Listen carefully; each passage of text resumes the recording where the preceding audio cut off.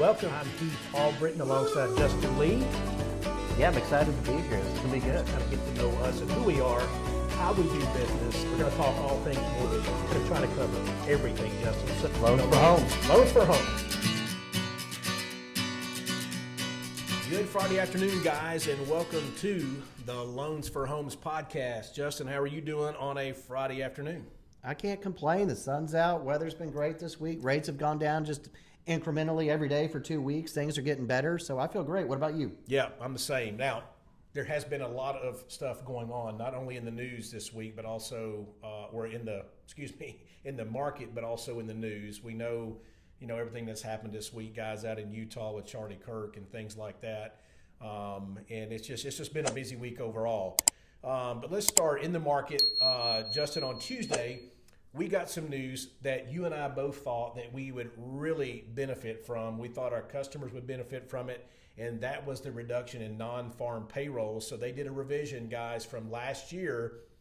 They reduced the jobs by 911,000. Justin, that's a big, big number. Yeah, it's pretty much 75,000 a month of jobs that were reported that were created that don't actually exist and did not happen. So that number actually dictated where rates were all of the last year and drove the market up because we thought the economy was doing better than it actually was because the numbers weren't accurate. Yeah, and here's the reality in that, guys. Last year when these numbers came out in a positive way, when they said this is how many jobs were created, that drove mortgage rates up at that time. So it had an immediate effect on us. And that's why we thought by them revising this down on Tuesday that we would see some relief from that, Justin, and that just did not happen. It also influenced Fed policy. So the Fed didn't really cut or change policy all of this year up Very good until point. the meeting next week because they thought the economy and the jobs market was doing better than it actually is. Absolutely. So we did not get any relief from that. However, on Wednesday, when the producer price index came out, Justin, we did start getting relief from there. So month over month, guys, it went from 0.9%. They thought it was going to come in at 0.3. It actually came in at negative 0.1. So we did get some relief from that. Also, the year-over-year numbers were 3.7 previously. They were expected to be 3.5. That went down to 2.8. So that gave us some good relief. We needed that. On Thursday, we got jobless claims, Justin. These are folks that are continuing to file for unemployment benefits. So previously it had been 237,000. They expected that to decrease to 235. It actually increased to 263.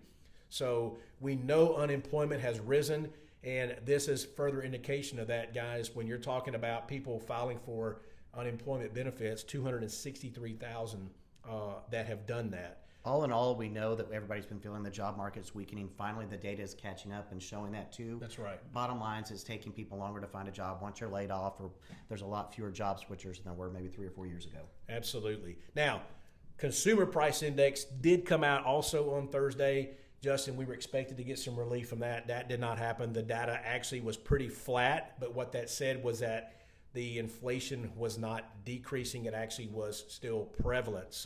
But the jobless claims did help that. They were still within expectations. We just didn't see any improvement. It was. And then today, it's been pretty calm, guys. No news to come out today to affect us one way or another. But what we want you to understand, contrary to popular belief in the media and some other folks, guys, we have seen a reduction overall over the last week or two in interest rates of about 1/4 to 3/8 of a percentage point. Now, that's still really good, but it's not a point or a 1.5 in rate drop that some would believe, right? Or that others would believe you do that. So where we are, if you're taking a standard vanilla Fannie Mae, Freddie Mac loan right now, Justin, with no points on it, you're looking at roughly at 6.25 as a national average. Which is a lot better than where we have been. I mean, a year ago, we were probably 1% higher. So we're down at least, 0.75 from 6 months ago? So we're trending the right way. It's just slower than people would like. That's 100% correct. Now, on the flip side of that, Justin, if somebody's doing an FHA or a VA loan or a USDA loan, some type of or an ARM, government a 7-year ARM, an ARM has really aggressively priced right now. Guys, those government loans right now are in the mid-5s with no points. Right. So that is very, very attractive. So that's down from the low 6s, right? And you can pay a point on a conventional loan and probably get to 5.875 or 5.99. It's just not 0 points. So if you've got a 6.75 rate or higher on any type of loan, I would say pull your mortgage statement, shoot it to us, let us look at it. If now's not the right time, we're going to tell you. But at least if we have your data in front of us, we can be watching the market and tell you when to strike. Absolutely. That reminds me of a customer that I talked to just yesterday, Justin. She had me look at her loan. She was at a 6.75, 6.875 rate. I was able to reduce that rate down to 6.25, which was going to save her approximately right at $300 per month. We were able to roll her closing costs into the transaction, and it was going to be about a 2.5 year recuperation period. So $300 for her meant a lot. And, that may mean a lot to you guys too. To others, that may not be enough yet, right? And you've got to just ask yourself, where is that threshold? Where is it going to be beneficial for you? Because, Justin, I get asked every day, just like you do, what do we think rates are going to do, right? Is now the time to refinance? Is it going to be next month or the next month? Well, we don't know, guys. It's like picking up your phone right now, calling your stockbroker and saying, hey, what about this stock? What about that stock? Should I buy it today? What's it going to be next week? They have no clue. If we knew the answer to that, we'd be a lot smarter than we are. We'd be a lot wealthier than we are. But we do feel like, guys, that rates will continue to trickle down. It's just not going to do it overnight. And speaking of which, Justin, we've got big news coming out next week, starting with retail sales on Tuesday. I don't know what's going to happen there, but the big news is Wednesday, guys, when the Fed makes the announcement. Now, everybody in America right now is anticipating a Fed funds cut of at least a quarter point. And I think if I'm a betting person, I think it will be no more than a quarter. Some people think it may be a half. I don't think we get there. But guys, what's going to happen if we only get that quarter point reduction from the Fed? I don't think we see any further mortgage cuts at that point or mortgage reduction in rate.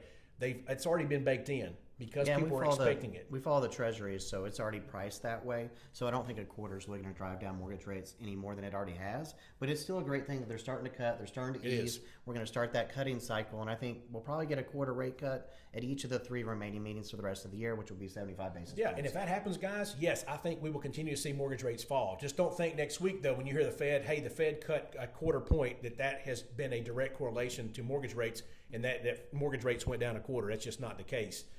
Pick the phone up and call us, right? We're happy to always answer the questions for you on that. Because everybody's situation is different, so don't assume that it's not worth it yet or it may not benefit you yet. Nobody knows how low rates are going to go. Yeah. So if you are saving money today and it's already worth it financially to do it today, we're probably going to tell you to go ahead and bite the bullet, do it. You can always refinance again in the future. Yeah, and don't forget too, Justin, we have that float down option. So if you lock today and rates were to go down next week, there's an opportunity there, the guys, to potentially float that rate down before you close and take advantage of that lower rate. But by locking in, you've protected yourself from the rate going up and down. Because the last couple of times the market's done this, rates only stay down for 4 or 5 days, maybe a week. So there is still a lot of instability, a lot of volatility. So there's no guarantees that rates are going to stay where they at and continue to go down. Yeah, and I tell you what's amazing is that it doesn't take much at all to tilt the needle, right? So if we get one piece of negative data in the marketplace, then rates could tick up right back up to where they were. So, we've talked about this now for the last couple of weeks, and we want to get the information out to you. We do feel like we are on the cusp of continuing to get down. I think, Justin, if we can start with a 5%, something with a 5 as a standard conventional loan, I think that's the game changer. I think that's the break point. It would be for me. I think my rate's in the upper 6s right now. I'm kind of waiting for that 5 something before I do anything. I think we'll get there. How quick that happens, I don't know, but I do feel like it's right around the corner. I do. I just don't predict the bottom to fall out. I'm not thinking we're going to see rates in the 4s anytime soon. So getting into the mid-5s is kind of the best place we can hope to be right now, which is much better than where we've been the last 3 years. Yeah, and again, we don't know, guys, what's going to happen. But, I think 4 is a complete stretch, at least right now. I think the best we can hope for is to get everything in the 5s. So here's what we say all the time, right? Reach out to us. Get us a copy of your mortgage statement. It takes us just a couple of minutes just to evaluate, see where you are, see what it saves you, and then you can make that decision. Do I pull the trigger now or do I wait? Do I take the risk and do I wait? We'll run the numbers for you, say, hey, here's how much you can save per month. Here's what it's going to cost you. Here's how long it's going to take you to recuperate the cost of that refinance. But yeah, let's see. Justin, next Thursday, jobless claims to round the week out. So next week has the potential to be really good. Again, I don't think the Fed just sits on the sidelines. I do think they do cut, and then it's just a waiting game at that point to see what actually happens from there. So let's get the conversation started. The market's getting better. Shoot us your mortgage statements or give us a call, 865-406-8486. And 615-347-0578. Don't forget to like and subscribe, guys, and we'll see you next week. Have a great week.